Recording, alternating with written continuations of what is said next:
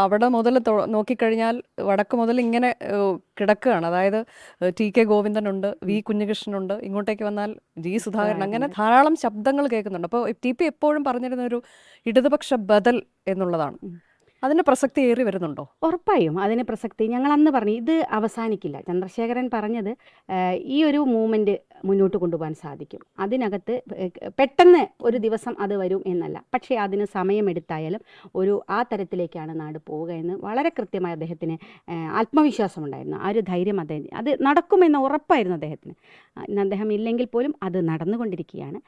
ആ ഒരു മൂവ്മെൻറ്റിലേക്ക് പോകാനുള്ള ഒരു കാൽവെപ്പാണ് നടക്കുന്നത്. കാരണം എല്ലായിടത്തും നമുക്ക് ഏറ്റവും പ്രധാനപ്പെട്ട ആളുകൾ പതിറ്റാണ്ടുകളോളം പാർട്ടിക്ക് വേണ്ടി ജീവൻ കൊടുത്ത് ജീവിതം കൊടുത്ത് മുഴുവൻ ചോരയും കൊടുത്ത് വളർത്തിയെടുത്ത പാർട്ടിയെ ഒരു ദിവസം തള്ളി പറയേണ്ടി വരുന്ന ഒരു ഗതികേട് അവരെ സംബന്ധിച്ച് വലിയ പ്രശ്നം ഉണ്ടാക്കുന്ന വലിയ സംഘർഷമാണ് ആ ഒരു വ്യക്തിയെ സംബന്ധിച്ച്. നമ്മളൊരു പ്രസ്ഥാനത്തിൽ പ്രവർത്തിച്ച് അത് വിട്ടുപോകണമെങ്കിൽ അത് അത്രയും ശക്തമായ കാരണങ്ങളില്ലാതെ നടക്കില്ല. അത് പാർട്ടി പ്രവർത്തകർക്ക് രാഷ്ട്രീയക്കാർക്ക് അത് മനസ്സിലാവും. നമുക്കൊക്കെ നമ്മൾ ഉള്ള ഒരു സംഘടന വിട്ട് പുറത്തു പോകുക എന്ന് പറയുമ്പോൾ അനുഭവിക്കുന്ന ഒരു മാനസിക സംഘർഷമുണ്ട്. അപ്പം അങ്ങനെ ഒരു തീരുമാനമെടുക്കണമെങ്കിൽ അത്ര ശക്തമായ കാരണങ്ങൾ ഉണ്ടാകുന്നത് കൊണ്ട് മാത്രമാണ്. അതൊരു അധികാരമോഹത്തിൻ്റെ ഭാഗമായിട്ടൊന്നും അത് അങ്ങനെ പുറമെ മോഡിയിൽ വിശേഷിപ്പിച്ച് പോകുക എന്നല്ലാതെ ആത്യന്തികമായിട്ട് അതല്ല പ്രശ്നം.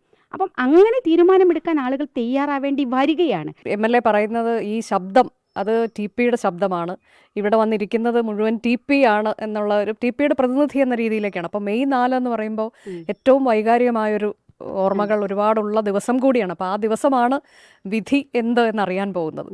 അതെ, അതും മറ്റൊരു വിധി വൈപരീത്യം. മെയ് 4 എന്ന് പറയുന്ന ദിവസം കേരളം ആര് ഭരിക്കണമെന്ന് നിർണ്ണയിക്കുന്ന ഒരു ദിവസം. ഞാൻ പറയുന്നു ഈ പിണറായിസത്തിന് അന്ത്യം കുറിക്കാൻ മെയ് 4 ഏറ്റവും പ്രധാനപ്പെട്ട ദിവസമാണ്. ആ ദിവസം സഖാവ് ടി.പി. ചന്ദ്രശേഖരൻ്റെ ചോരയ്ക്കുള്ളൊരു മധുര പ്രതികാരം കൂടിയായിരിക്കും മെയ് 4 എടുക്കുന്നത് എന്ന് ഞാൻ വിചാരിക്കും. എത്രയായിരിക്കും ഭൂരിപക്ഷം എന്നുകൂടി ഒരു പ്രതീക്ഷ ഉണ്ടാവില്ല. കഴിഞ്ഞ തവണ 7000-ലേറെ എന്നുള്ള അതിനപ്പുറത്തേക്ക് അങ്ങനെ ഒരു അതിപ്പോൾ ജനങ്ങളുടെ കയ്യിലുള്ളതല്ലേ. ഞാൻ അങ്ങനെ നമ്മൾ പറയുന്നതിലൊന്നും ഒരു അർത്ഥമില്ല. ജനം കൈവിടില്ല എന്ന് ഞാൻ വിചാരിക്കുന്നു. പൂർണ്ണമായിട്ടും അവർക്ക് വേണ്ടി അധ്വാനിച്ചിട്ടുണ്ട് കഴിഞ്ഞ 5 വർഷവും. ഇനിയും അവരുടെ ഈ നാട്ടിലെ പ്രശ്നങ്ങളോടൊപ്പം നാടിനോടൊപ്പം നിൽക്കും എന്നൊരു ഉറപ്പ് ഒരു ജനപ്രതിനിധി നൽകേണ്ടത്. അതാണ് ജനങ്ങളുടെ വിഷയങ്ങൾ വരുമ്പോൾ മന്ത്രിയാകോ, വടകരയിൽ നിന്നൊരു മന്ത്രി ഉണ്ടാകും, അങ്ങനത്തെ ഒരു കാര്യത്തിലേക്കും കടക്കേണ്ടതില്ല. അങ്ങനെയൊന്നുമില്ല. ഞാൻ ജനപ്രതിനിധിയായിട്ട് ഇവിടെ ഉണ്ടാകും എന്നതാണ് എനിക്ക് ജനങ്ങൾക്ക് കൊടുക്കാനുള്ള ഉറപ്പ്. അങ്ങനെ തന്നെ ആവട്ടെ. നല്ല തിരക്കുള്ള സമയമാണ്. കുറച്ച് സമയമെങ്കിലും ഞങ്ങൾക്കൊപ്പം ചെലവഴിച്ചതിന് സന്തോഷം. നമ്മുടെ പ്രേക്ഷകർക്കൊപ്പം thank you. All the best. Thank you. എല്ലാ ആശംസകളും.